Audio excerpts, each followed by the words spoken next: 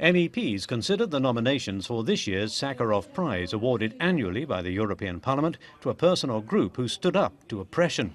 Candidates include a lawyer who represented opposition activists in Iran and is now in jail, and the jailed Pussy Riot protesters against Vladimir Putin.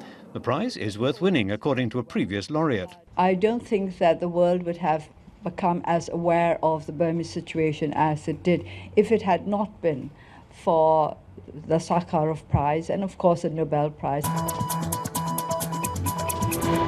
EU fisheries ministers meet as plans to reform the Common Fisheries Policy still fail to find agreement, especially on conserving certain stocks.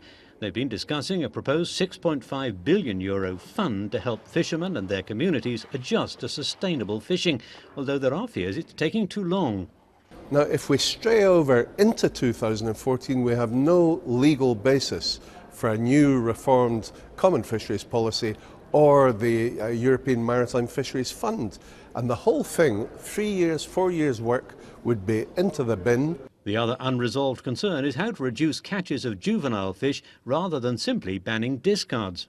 We must minimise the quantities of discards, and then we must incentivise the fishermen to avoid them. Because if we take all the discards ashore, then it solves the problem, but it leaves no fish in the water for the future.